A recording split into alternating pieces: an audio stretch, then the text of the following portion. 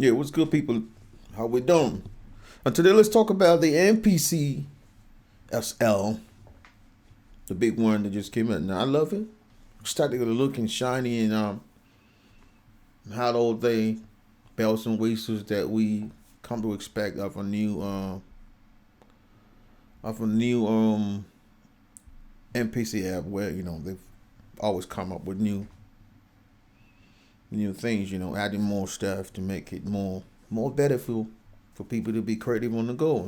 Not on the go in the studio as well. The live tree. I mean to say, on the XL, I think it comes with more hands-on, tactile fixtures where you don't have to be diving into menus to do um simple things.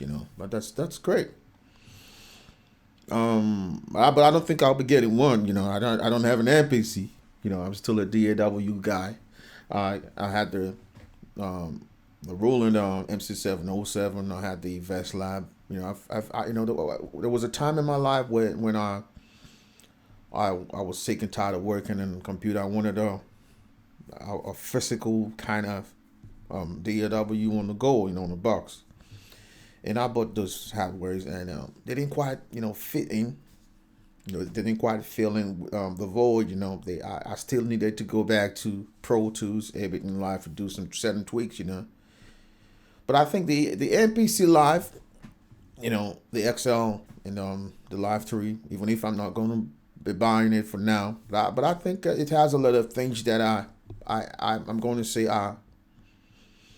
I like. I think they're getting there to that point where it's gonna give you that full computer experience where you can bring in full VSTs and you don't have that limitation.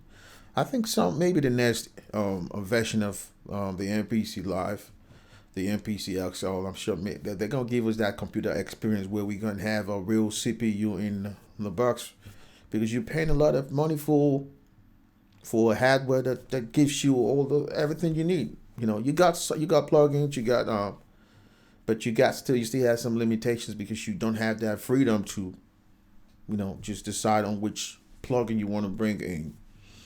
So I'm still waiting for that time where I can bring in whatever I want to bring into to that same box, and I'm still have that same um, tactile hardware functionality. The ease of trying to make beat quicker. You know what I mean? And it's I'll be getting the NPC Live too, because I was holding back for some time now, but you can get them for 300 plus on the used market. So I think it's time to just get one and have a feel of it. And sometimes I love to be creative on the go. So when I'm on the go, or maybe I just want to be in a comfort zone and just make music, I use the koala sampler, and it's been intuitive. I could do almost everything. The only difference between the koala and the MPC is just because is the fact that you don't have that physicality. But when it comes to functionality, I think the koala sampler, it's a great hardware. You can almost do everything with AI right now. You can create beats with your mouth and import them to the koala, and come up with creative ideas. I think now we have limitless possibilities to make music now, and you can almost do music with anything. So I don't think you have to have the latest of the latest to make good sounds. You just have to be creative and use whatever you you want, and you have to make good music. Yeah, I know we're always gonna have new latest shiny. Just as everything came out with the push 3, and we're still waiting for Native Instrument to come up with a Machine Live, maybe Machine Live 1.02 version 2. And it's going to be an ongoing hardware changes and improvements and all that. They're great, but I think what matters is using what you have to become creative. If you think you can afford 2 grand plus for for a box of a musical box, how you call it, a sample, because the what's it called? The MPC is more than a sampler. It's a complete DAW in the box. If you think you can, that's what you want, go for it. But I don't think I will be getting it because it's still overkill for the price, man. 2 grand 500 plus. But I think you can still do the same thing with the MPC, the older versions of MPC. But for people who are performance and all that, who do performances and all that, I think I would recommend the MPC because they give you that performance tactile functionality where you want to be. You want to be fast and when you're being creative on the go. But apart from that, I don't think I'm ready to ditch out 2 grand 500 for any hardware at this point in time. And with the introduction of AI and all this, music is not as profitable as it is. So dishing out 2 grand 5, you must be into something that brings a lot of return. You must be, if I am a performer, I'm a performer. Yeah, I'm a singer songwriter, and if I think spending 2 grand for hardware that's gonna yield return, that's fine.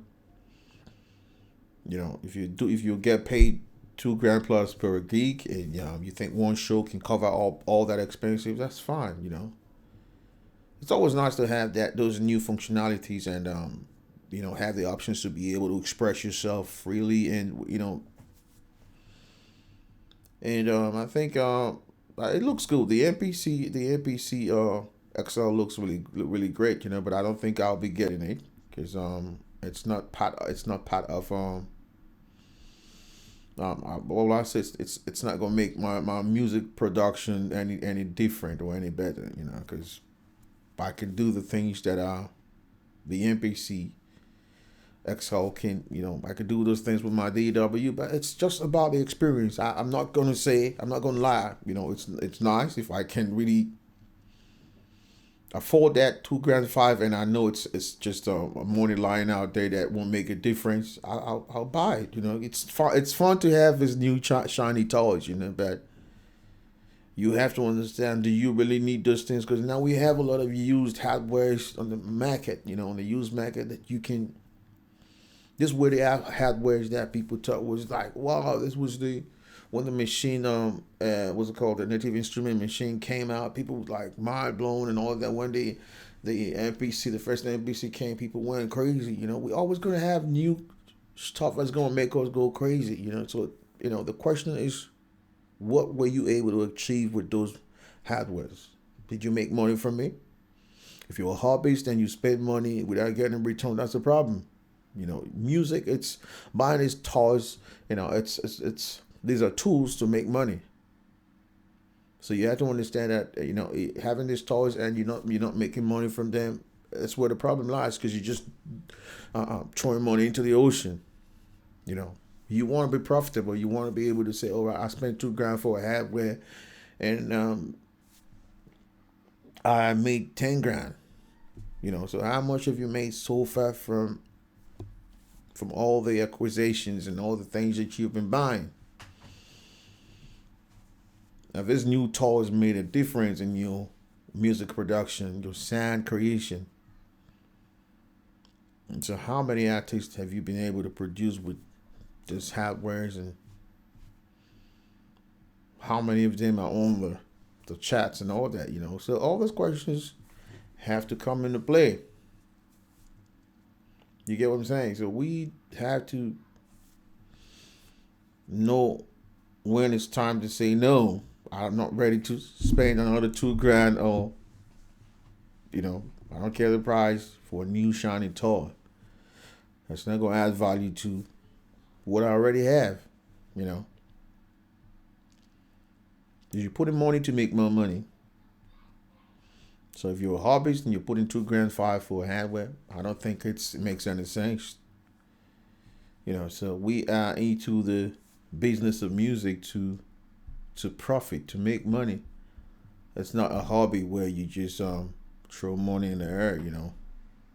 Maybe to some people it feels like it can be compared to buying a car. You're a hobbyist. You just love to you're into Akai hardware, and you just love to buy the latest of the latest. And if you have the money, that's fine. But at this point in time, I don't think it's necessary. Like I said, I am going to be getting the MPC Live 2. It's affordable right now. I can get it for use for 300 plus in the UK. And that's not a lot of money, It's still money, but just to get a feel of it, and maybe if it's something that fits into my workflow, and either keep it or sell it. So it's all about your workflow, about what it brings into your production your production cycle. Is it a tool that you need? Is it something that makes a difference? If it makes a difference, cool. If it doesn't make a difference, let's just jump into buying stuff because everybody's buying it. So I'm going to sign up, guys. Peace out. You have a great evening.